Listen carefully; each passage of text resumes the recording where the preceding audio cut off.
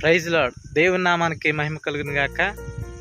ప్రియమైన దేవుని బిడ్డలైన వారందరికీ హృదయపూర్వకమైన వందనాలు. ఈ సాయంకాల సమయంలో ప్రభు యొక్క మాట చేత మనందరము బలపరచబడదామని ప్రభు పేట మనవి చేస్తున్నాను. ఈ సృష్టిలో అత్యంత విలువైన వాడు, అత్యంత గొప్పవాడు ఎవరు అనంటే దేవుని తర్వాత మానవునికే అంత విలువను దేవుడు ఇచ్చాడు. దేవదూతల కంటే కొంచెము తక్కువగా మనిషి చేయబడ్డాడని దైవగ్రంథమైన బైబిల్ సెలవిస్తుంది.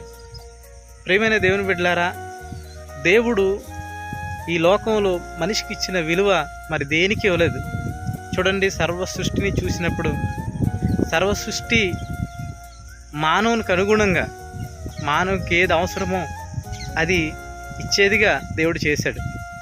ప్రియమైన దేవుని బిడ్డలారా, ఒక తండ్రి తన కుమారుడు కొరకు ఎలాగను ఏమి చేస్తే నా కుమారుడు బాగుంటాడు అని ఆలోచించి ముందు ప్రణాళికలు వేసి అతను కష్టపడి కుమారుడికి ఇస్తాడో, దేవదేవుడు కూడా ఈ సృష్టిని మనకు ఒక వరంగా ఇచ్చాడు. ఈ వరంగా ఇచ్చిన ఈ జీవితాన్ని లేదా ఈ సృష్టిని మనం కాపాడుకోవాల్సిందిగా ప్రభు పేరట మనవి చేస్తున్నాం.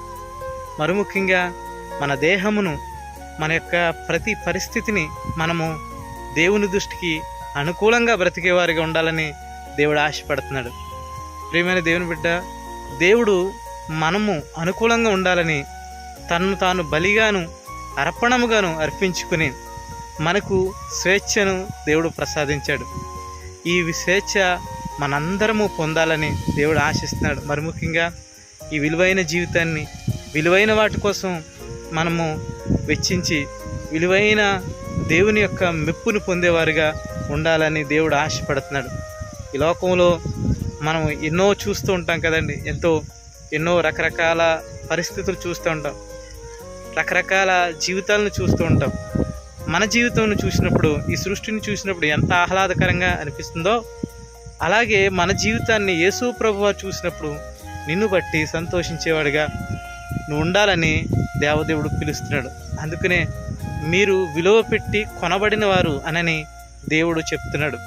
విలువ చేత కొనబడిన మనము విలువైన కార్యాలు చేసేవారిగా ఈ భూమి మీద కొనసాగుతూ ఆయన మహిమ కొరకు మనము బ్రతకాలని ప్రభు ఆశపడుతున్నాడు. అట్టి కృప దేవుడు మనందరికీ దయచేయునుగాక. ఆమేన్.